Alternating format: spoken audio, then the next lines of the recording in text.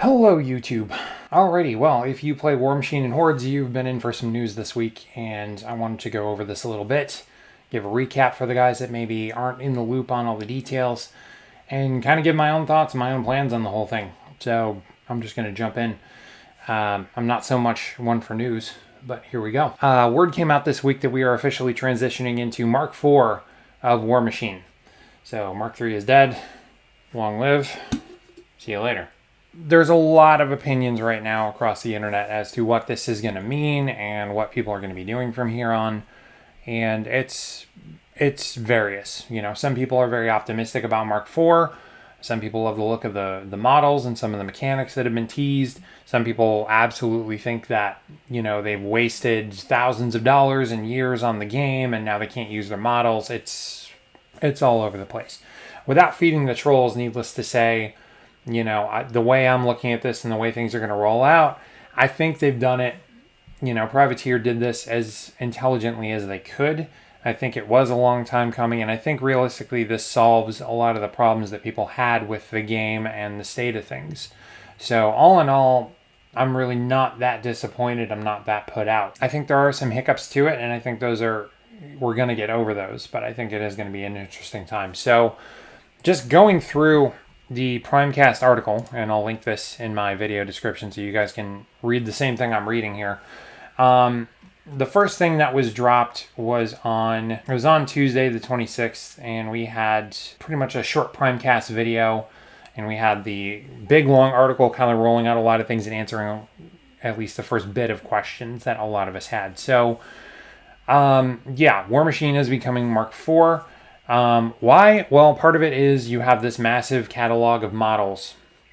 Keep in mind, this game has been around since the early 2000s. Mark 1, Mark 2, Mark 3, which came out about 6 years ago, if my math is right.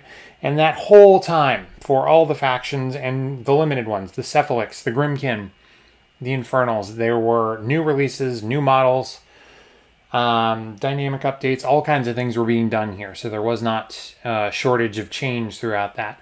But there is this massive catalog of models. I mean, you know, there were over 200 Warcasters and Warlocks. There were hundreds of Jacks and hundreds of units. And keeping all of these in stock, producible, ready to go, that was just becoming a nightmare, obviously. And rules-wise, let's play this devil's advocate-wise, there's only so far that the rules were going to go. You couldn't reinvent the wheel and introduce something new and groundbreaking. Sure, we could have done another season of Steamroller and had some new missions and some new wrinkles, but realistically, I don't think that would have solved a lot of the mechanical problems with the game. Not to mention, supply-wise, you were running into trouble. You know, don't get me wrong, Privateer's customer service is excellent. It's amazing what they do for the size of company they are. Towards the end there, even ordering stuff, you know, ordering my Trencher Express team, there was a delay, and they literally had to make the parts, make the model, and they didn't have any to hand, so it took a little longer getting to me. I'm not complaining, you know, I get that because it's one model among thousands and a massive catalog, like, duh, makes sense. You know, Privateer was totally in communication about it, and they solved it as well as they could, and that was fine. But going forward, you know, especially when you have a game that's this competitive and has this much of a base and needs to progress for whatever degree, it just made sense for all those reasons. So, you know, thematically, rule-wise, model-wise, this makes sense.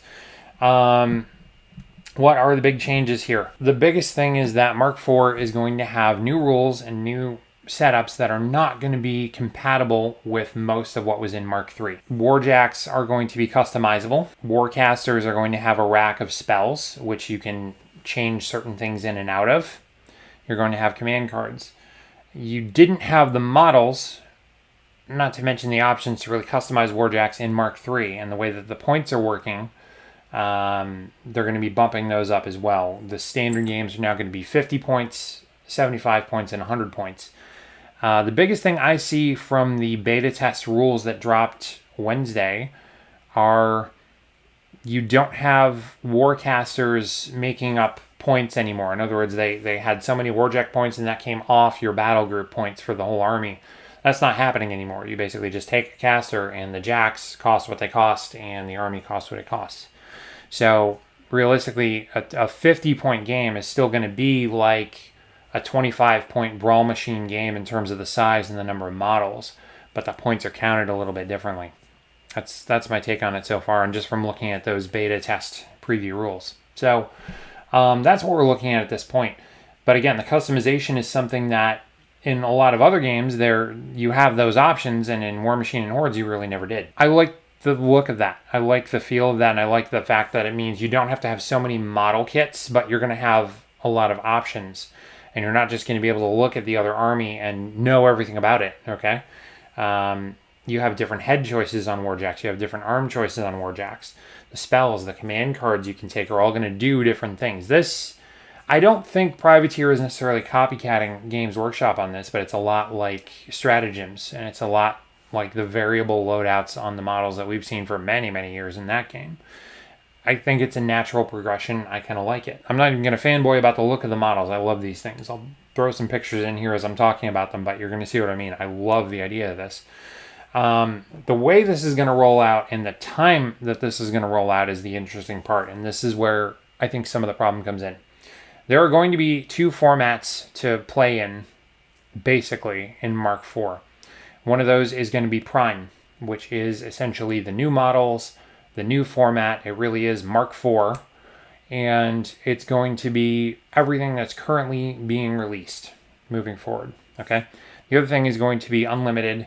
Some people are calling that Legacy, and it's basically Privateer Press's words were it's the Wild West. Anything goes. You're going to be able to use all those back models, everything old, all that kind of stuff. The reason I think people have a problem with that is it's not going to be officially and fully supported right just now. Because think about it, you have thousands of models and units. All the rules have to be translated into Mark IV. Doable, yes, but it's going to take some time. Privateer is really upfront with what they're saying on that. They're planning on having that roll into next year, probably, before we really have all of Mark IV accessible to the old catalog of models. Yeah, they're straight up saying it's going to be till the end of 2023 until we have the full backlog of legacy models converted rules-wise. Okay, so getting into the other breakdowns and what else is occurring here. Essentially, you're still going to have something equivalent to themes and theme armies, but it's going to work a little bit differently. I'll throw up a chart on this just to show you how they're describing it right off their own article, but you're going to have a faction, which is essentially the main race, I guess you would say. If we put this into terms of like Warcraft, it's the race.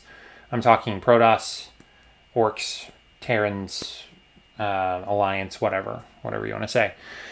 Below that, we are going to have armies.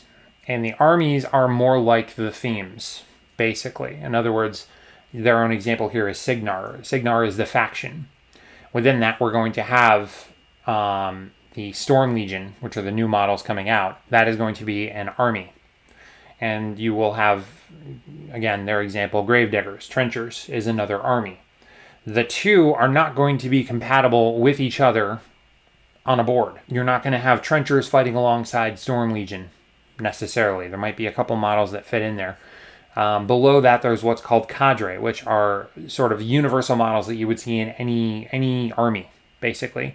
I don't know exactly what that's going to look like, whether that's going to just be casters and the big stuff, or they're going to have models like, I would think if I was playing Retribution, whatever that's going to become, and more on that later.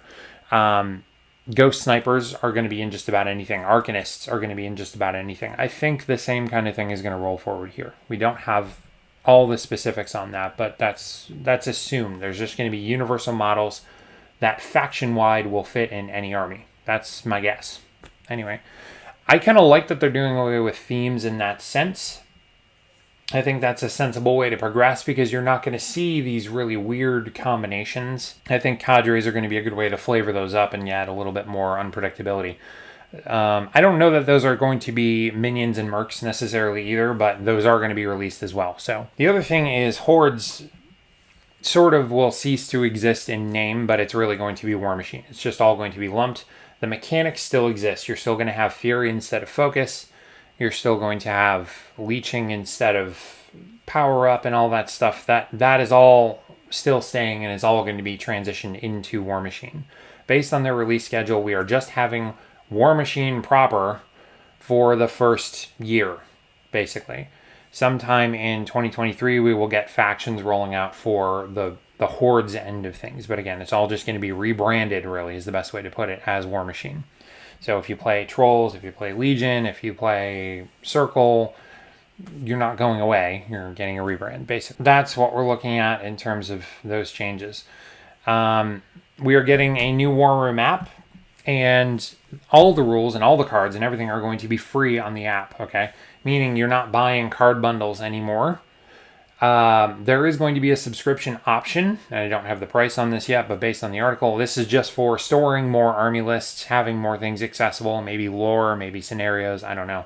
But the rules of the game, all the cards for all of the factions are going to be available. So that I'm very excited about. That's something I have always loved about Privateer, is that the rules are out there. You don't buy books, you're not getting charged. Sorry to, nitpick on Games Workshop here, but you don't have to buy a $50 rulebook and then buy a $50 codex and then buy the $50 or the $30 season book for the grand tournament rules, and you don't have to buy the points upgrades. Like, enough of that. That's stupid. That's horrible service in my opinion, and I really, again, head and shoulders, thank you Privateer for doing that. Anyway, I'm not going to get into all the nitty gritty of customization and Cortex options and spell racks and all that stuff. I think that it speaks for itself pretty much there. The thing I'm most excited about is how the production of the models and the kits is actually going to go, and how this is all going to roll out, okay?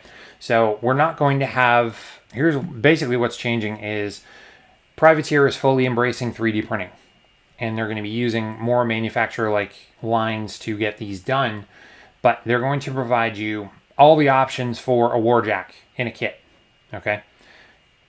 They're also going to provide you, and they're designing the models in mind to be magnetized. I don't know that anyone else has actually done that, let alone the 3D printing. But they're going to have slots for magnets and come with the magnets for all of the arm options, all of the head options on each of the jacks.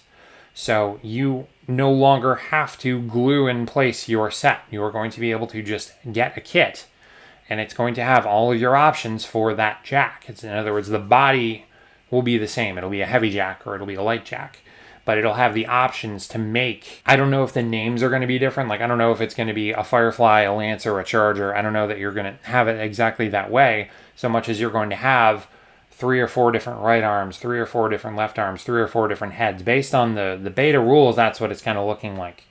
And they're all going to have different options. Like, okay, you can add, this one's going to be, the head is going to have things like can't be stunned, or it's an arc node, whatever, better targeting, all these kind of things. You'll be able to customize for ranged or melee capability. Like, these are all what the arms and the heads are providing. I'm really excited about that, and the models look cool. There's a few people that are saying we really just kind of turned this into Warcaster. I see what they mean. The thing I noticed is we don't really have the low-tech steampunk look to most of this stuff anymore.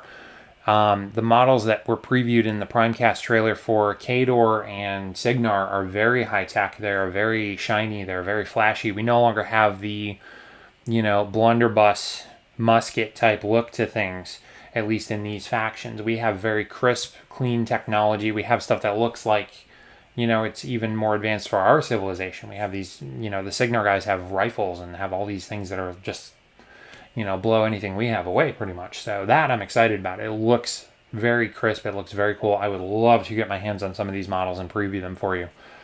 Maybe. We'll see. I don't know. That's what I'm really excited about. And the way they're going to be sold, eventually they will be individual kits, but they're going to start rolling out as the starter sets and the expansion sets is what they're calling it. The starter set is going to be a 50-point army, and it's going to be about brawl size, but you're going to get a caster, you're going to get a couple of jacks, and you're going to get a couple of units and solos, and that's going to be roughly $200 they're saying right now. I don't know what else comes with that. Like, I'm assuming tokens, some kind of measuring thing. I don't know that there's going to be hard copy rules, but maybe. That's all going to be a starter box for each faction. And then there's going to be an expansion box, which will give you an alternative caster, some solos, a jack, some units, more stuff. Those are going to be supposedly around $175. Eventually, you'll come out with individual warjack options. In other words, you can buy the upgrades for one Warjack, and that'll be about $30, $35, $40, something like that. You'll be able to buy individual solos, individual casters, and all that stuff. Supposedly at, I think, Gen Con in the next week or two, they're going to be bringing essentially battle groups. Right out of the article, we will be bringing a very limited amount of Orgoth Sea Raiders and Signar Storm Legion product to Gen Con next week, consisting of the Warjack A, Warjack B, and Warcaster C SKUs for those two armies. They'll be sold as a battle group for $75. Purchased a la carte, they would be $95 to $105, and they'll be selling the same things online during the course of Gen Con. They're offering free shipping on orders over $100 anywhere in the US, Canada, Australia, and the UK and EU until the end of August 10th. And they are saying delivery could take a little bit, so if you do buy those, don't necessarily expect them that week, next week, whatever. It's just, I guess this is the trial run of the production of all these things. So I'm excited for that, and honestly, I probably will grab the Signar set. I would love to get my hands on the models and really just see how it is and test drive this. I have it in mind to paper doll the new stuff they have for Orgoth and Signar. It's going to look really trashy, but I'm really tempted to just give this a trial run and bat rep it on YouTube. So if you want to see that, let me know in the comments. Anyway, enough fanboying. Here's where we get a little delayed, and this is what I'm worried about. Mark IV is not going to be fully accessible, released, doable for everything until 2023. Just looking at their Mark IV roadmap and giving you a quick summary of how this appears, and I'll put this up on the screen for part of this. Okay, so August at Gen Con, the battle group for Orgoth and Signar Storm Legion are going to be previewed. Officially, sometime in October, the starter sets for those two factions are going to be released, and we should have legacy armies available for all of the pre-Mark IV factions. I don't know exactly what that's going to be, whether that's just the rules or they're putting together some kind of box set. I don't know. The Warmachine app itself is going to beta launch in October as well, so we'll finally have access to all the cards, all the rules, everything like that. I think that's officially your start. The Khador starter set is going to be in early November per this, and we're also going to get the legacy content updates and Steamroller at that point for Mark IV. So officially, you'll probably see some competitive stuff starting then. Warcasters are going to come out. Warjack options are going to come out December. Mercenaries are going to come out in December. Expansions are going to be January, February of 2023. The organized play and in-store stuff is going to be in February. The three big factions are getting 80mm solo releases in March of 2023. And we're getting our fourth faction in April. That's kind of when we're figuring... That's kind of the last thing they have roadmapped here. And this is all tentative. This is all subject to change. This could be faster. This could be slower. We could have new things, different things. I have no idea. But it's all tentative and subject to change. So if you're watching this 6 months from now, just realize, take it with a grain. And this is the starting lineup that we have. And then next year in August, we're expected to have Warlocks and Warbeasts. In other words, Hordes factions are going to jump in and start getting released then. The thing I'm most excited about, and I totally understand it, but I'm also kind of bummed about it, is that the starter set release for Dusk House Callus, which looks to be what happened to the elves, what happened to Ios, what faction they'll have moving forward, that's going to be in April of 2023. And this week we'll get some kind of a tease of it, but I'm really excited about this. As you guys know, I mostly play Retribution. They obviously had one hell of a shellacking at the end of the Infernal Invasion, so things are a shambles for the elves, and I don't know what this is going to be. I'm hopeful this is something like a nation in exile for the elves, and we'll have something that's more like Night Elves in Warcraft. We'll see. Speculation abounds. The thing that probably bugs me the most, though, is that realistically, up until we really get into 2023, I think most people are going to be playing Mark III, that are going to be playing anything at all. Why? Because models are slowly going to be coming out, and it's only for 3 factions. That's if people are buying them. Otherwise, people that are playing Legacy and Unlimited, I don't know that they're going to jump right on to Mark IV. I think they'll play Mark III, especially if the rules aren't fully done. Like, we're supposed to get Legacy content and updates as of November this year. maybe that's what the armies available means in October of this year. We finally have all the rules, all the cards in the app. We'll see. That kind of remains to be seen. For now, Privateer has said they are supporting all the events throughout 2022. Mark III is still going to be supported. I think that's sensible. Everything is still valid. Everything is still playable for the remainder of the year, which is a good way to go, I think, until we really have more of Mark IV available. That's kind of how they're rolling out, and that's what they're saying at this point. I think that's a smart roadmap. It's a little long. It's going to take some time, but I think that's a pretty good lineup. At this point, I'm just going to go into my opinions, my thoughts, my plans for the whole thing. So if you really just wanted the news update, you can click off here, no hard feelings. But this is where I stand on the whole thing. I had basically brawl size armies or close to it for my Retribution and Khador. I wanted to do a lot more, but obviously, Mark III is going to end. Those models are not going to be available forever. Privateer is not going to keep producing them past some certain point. When that is, I don't know. But they are saying that they're going to stop using metal. Obviously, material costs have changed. Inflation is happening, blah, blah, blah. At some point, you just won't be able to get these unless you're on eBay or getting them secondhand or whatever. Maybe I'm being too pessimistic. I don't think I'm going to do much else with my Mark III stuff. I just don't see a point to right now. Realistically, we got, a good 4 months to play in Mark III, but that's going to be it. Probably what I will do, I am most interested in Dusk House Callus, and that's going to be a ways off. So if I want to get into Mark IV play, probably the thing for me to do is to get the battle group of the starter sets for Signar and Khador and go about the old, sort of Civil War style stuff going on that has been going on in Imran for ages. I don't think that would be a bad way to go, and I think that's just going to get me into Mark IV. It's my personal thing. I don't probably want to play much Unlimited in Legacy. I'm of the mind that if you have new rules and new abilities and new mechanics, that I would rather learn that, and my grasp on Mark III was not amazing as it was. This is probably more about my channel than anything, but I had done a lot of army list reviews and builds, and I think for the time being, I'm going to hold off on those because people are going to switch to Mark IV. We've really got to see how that shakes out. I don't know. Maybe there will be a huge following for Legacy, and it just won't die so easily. But I think I'm going to hold off until I really have a feel for the rules and the setup of Mark IV, and have something to really contribute to that. I don't just want to be, me. If I get these models, and I think I'll at least get the battle group for starters and just really dig in and show you guys what's on offer there and what's good. And maybe if I get 2 factions of that, even though it's not, officially supported or announced at this point, maybe I can have that, battle group size game going. I've certainly got the terrain and everything else for it, so maybe that's a possibility.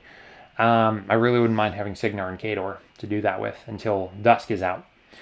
That's kind of my plans, and that's kind of where I'm at. I feel for the guys that are kind of dropping the game, and I understand why. And I'm not so invested. I don't have thousands of dollars in the models. I don't have massive collections that have taken me years to build. I have brawl size armies and then some. I'm kind of bummed I'm not really going to do much with those, but is what it is. I'll keep them around. I'll probably finish the models just so I have them and I can play Unlimited for the next 4 months. Maybe I will. But I'm going to put the beans into Mark IV for Mark IV. One thing I really like and I'm very excited about is the fact that things like Elevation came back. 3D terrain is coming back.